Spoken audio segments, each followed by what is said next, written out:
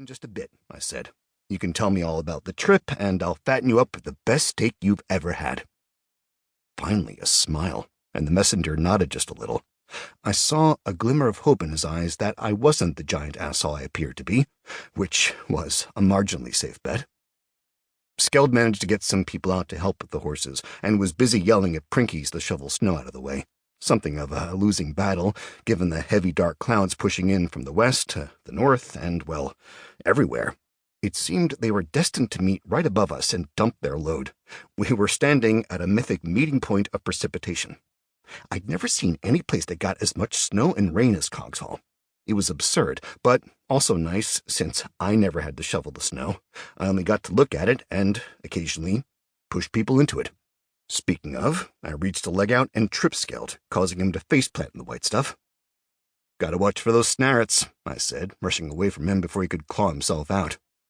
I think he yelled at me, but I wasn't paying attention. Instead, I returned to where I'd been when I'd been so rudely interrupted by having to do my actual job, except I was also doing my job by picking a magical building. Of course, by the time I had the magical cube out, paralysis struck once again. I'd been all set on the library, but then again, maybe a laboratory would be better. Decisions. "Fuck it," I said. I got my hand all the way back into my pocket before I sighed. "Don't do it, Montana. You have to make a choice, man. Even a wrong choice is better than nothing." "I dare say speaking to oneself is a sign of madness," a voice trilled out from the air. I glanced around, confused for a moment, before I saw a set of tiny footprints in the snow. "Hello, Mystery Brownie," I said. "Stupid snow," Trent Frostycliff snapped, popping into view. "Normally I'd agree with you," I said. "Not about the snow, though. I love the snow." "The speaking to yourself?" "Yeah, but the thing is, I need to talk to myself sometimes because I don't always have someone around I can chat with about the stupid but ridiculously important things I somehow became in charge of, which is bonkers, because no one should have put me in charge of things. And yet, here you are, in charge." "I know. A weird set of circumstances led up to this. Now it's too late for me to find a way out." "Oh, you surely don't wish a way out.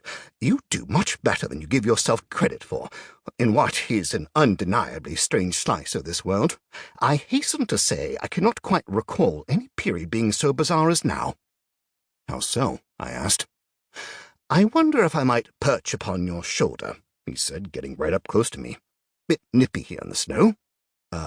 Sure." In a blink, he'd installed himself on my shoulder. "Much better," he said, brushing a few snowflakes off. "Now, where were we? Right, you were thinking of a way out." "Not really," I said. "I just, there isn't a way out, and I'm struggling through as best I can." "As must we all.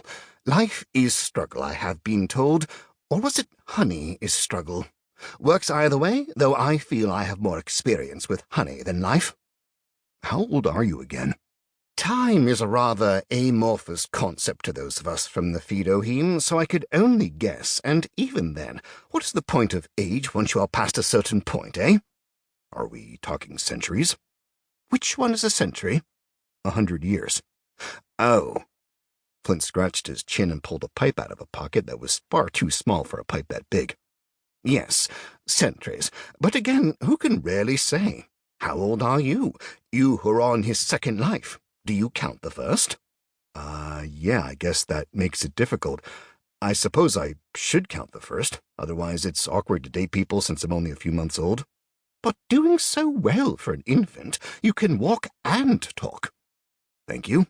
"Most welcome. Now, back to the problem at hand."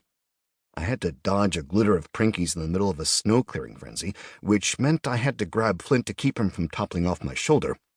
"Sorry," I said, releasing the brownie. He looked a bit worse for wear, his pipe hanging out of his mouth, likely broken, and his floppy hat folded in a strange pattern. He stared out at the world for a moment, then shook his head and appeared good as new. "Quite the grip you have," he said.